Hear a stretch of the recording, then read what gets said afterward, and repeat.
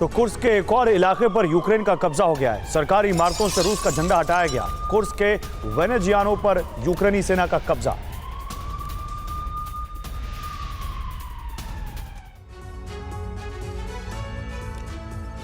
तो पुतिन अब अंतिम निर्णय लेने के लिए मजबूर हो चुके हैं। कुर्स्क का प्रतिशोध लेने वाला फैसला दुनिया में न्यूक्लियर प्रलय भी ला सकता है। रूस को ऐसे कई सबूत मिले हैं जिससे जाहिर हो रहा है कि रूसी जमीन पर कब्जे की जंग में अमेरिका समेत कई और देश सीधे तौर पर शामिल हैं। यूक्रेन को नेटो से भारी मात्रा में हथियारों की सप्लाई की गई है। अमेरिका अब F-16 से प्रहार करने के लिए नई मिसाइल देने वाला है। पुतिन समझा चुके हैं कि रूसी जमीन को कब्जे से बचाने के लिए सिर्फ यूक्रेन नहीं बल्कि अमेरिका और तमाम मददगारों को भी सबक सिखाना जरूरी है।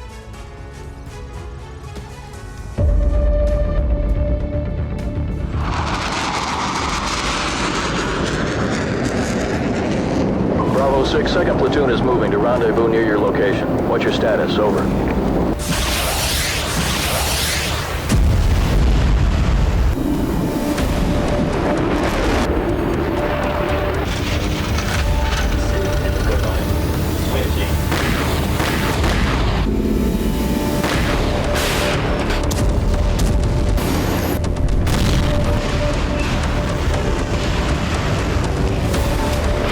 अब बात सिर्फ कुर्स्क की नहीं, अब बात रूस यूक्रेन तक भी सीमित नहीं है।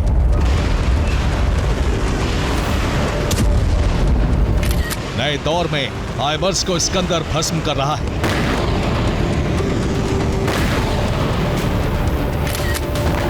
अमेरिकी हथियारों पर किंजल बरस रहा है।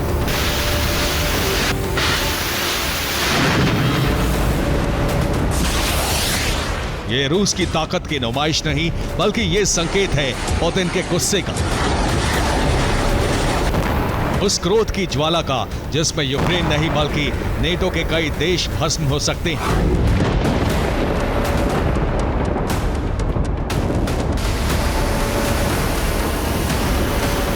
क्योंकि रूस को यकीन हो चुका है कि कुर्स्क का अभियान सिर्फ यूक्रेन का नहीं बल्कि अमेरिका और उसके कई मददगारों का है।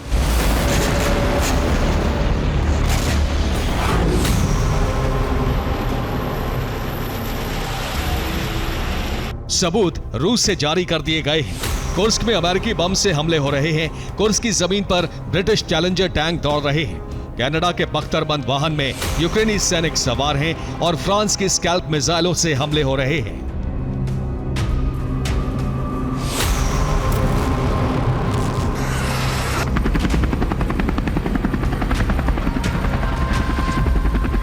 रूस के पास सबूतों की कमी नहीं है। यही वजह है कि अब अमेरिकी हथियारों को भस्म करने के लिए रूस उन ताकतवर हथियारों को इस्तेमाल कर रहा है जो उससे कई गुना अधिक शक्तिशाली है।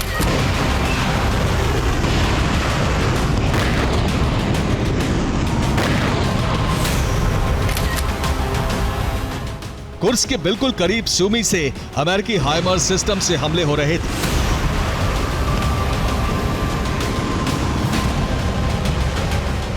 रूस ने पहले ड्रोन से हाइमर्स का पीछा किया। हाइमर्स से लैस ट्रक जैसे ही एक जगह पर रुका, रूस से इस्कंदर मिसाइल दागी गई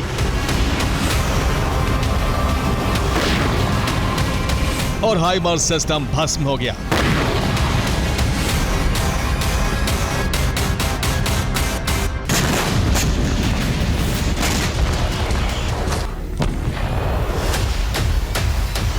यूक्रेन की सीमा से यह हाइमर्स सिर्फ 8 किलोमीटर की दूरी पर सूमी में मौजूद था। यहीं से हाइमर्स से कुर्स्क पर लगातार हमले हो रहे थे।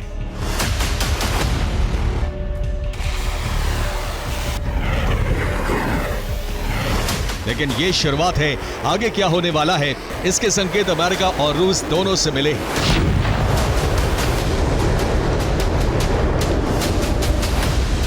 रूसी सुरक्षा परिषद का आरोप है कि कुर्स्क का अभियान अमेरिका के सहयोग से चल रहा है और इसका अंजाम भयानक रहने वाला है।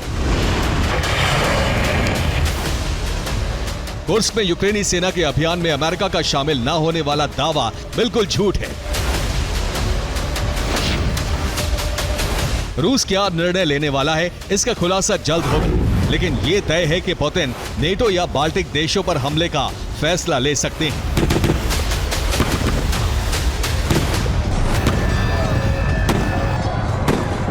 इसकी वजह है ये लड़ाकू विमान, इससे जुड़ा एक फैसला।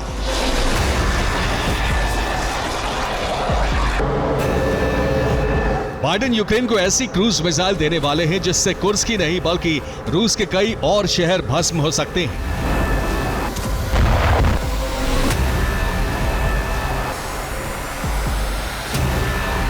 बाइडेन F-16 को लॉन्ग रेंज की ऐसी मिसाइल से लैस करने का मन बना चुके हैं जिससे यूक्रेन की वायुसेना बेहद ताकतवर हो जाएगी।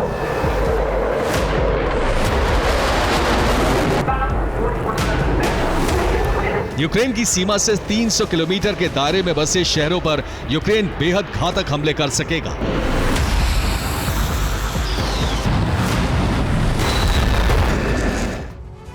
और अमेरिका का अगला कदम संपूर्ण क्रुस्क के भस्म होने की वजह बन सकता है, क्योंकि अमेरिका F-16 के लिए यूक्रेन को जैस्म मिसाइल देने जा रहा है। ये air to surface missile 1100 kilo वजनी है और इसमें 450 किलो का वॉरहेड लगा होता है।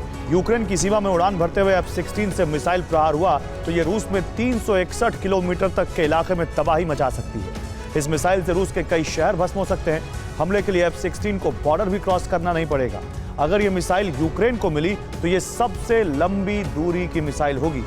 इससे रूस के कुर्स्क, बेलगोरोद को बेहद खतरा हो जाएगा। इसके अलावा हवाई हमले के लिए अमेरिका यूक्रेन को जडैम किट वाले बॉम्ब दे रहा है, जिसकी रेंज 25 किलोमीटर तक है। ये जीपीएस के इस्तेमाल से सटीक प्रहार करता है। फिलहाल जडैम किट के साथ यूक्रेन मार्क 84 बॉम्ब का भी इस्तेमाल कर रहा है। इस बम का वजन 1000 किलो है।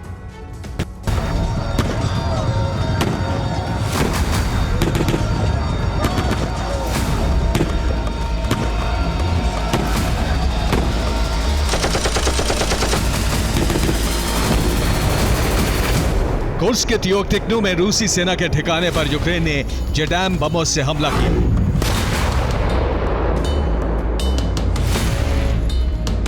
रूस ने इस वीडियो को जारी करके दुनिया को दिखाया है कि किस तरह अमेरिकी हथियारों से रूसी सेना का संहार हो रहा है। अब रूस को F-16 देने की असली वजह भी पुतिन को समझ आ रही है।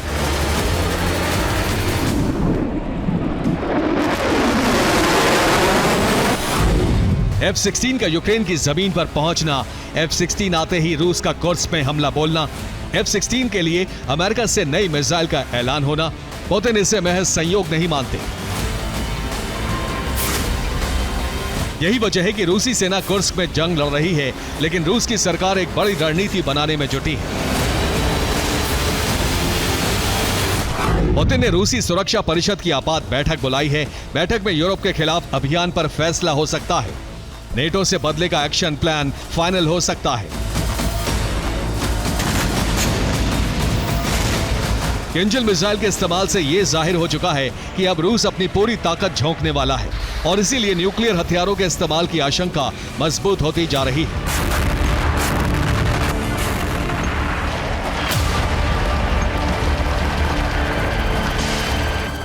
हमला रूस की धरती पर हुआ है, इसलिए पुतिन परमाणु हथियारों का इस्तेमाल कर सकते हैं। लेकिन सवाल यह है कि जो देश सीधे तौर पर शामिल हैं, पहले उन पर हमला होगा या फिर पुतिन किसी सहयोगी देश को निशाना बनाएंगे।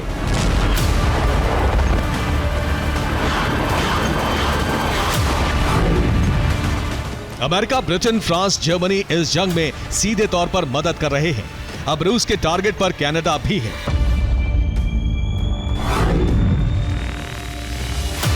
कुर्स्क की जमीन पर खड़ा यह वाहन अब ब्लैक सी फ्लीट के जवान के कब्जे में है। इस वीडियो को जारी करने का मकसद है कि दुनिया को यह दिखाना कि कैसे कनाडा के वाहनों का इस्तेमाल यूक्रेनी फौज कुर्स्क में कर रही है।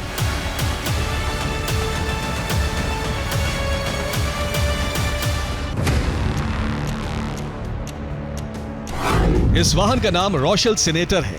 रोशेल कनाडा की कंपनी का नाम है। वाहन से 10 सैनिक सफर कर सकते हैं। छोटे हथियारों के हमले का इस पर असर नहीं होता।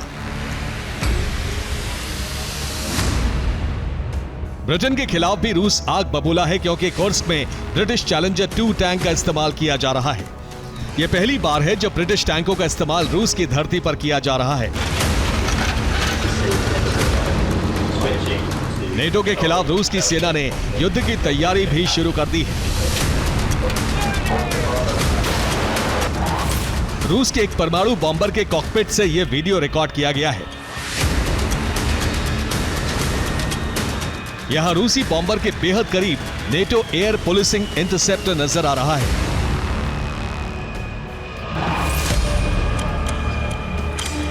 रिपोर्ट के मुताबिक कैमरा रूसी Tu-22 M3 स्ट्रैटेजिक बॉम्बर की कॉकपिट में था और इसके बेहद करीब जर्मनी के एयरफोर्स का यूरोफाइटर टाइफून उड़ान भर रहा था।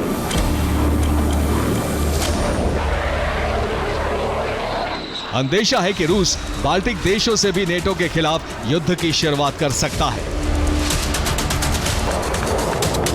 Bureau report, TV9 Bharatvarsh.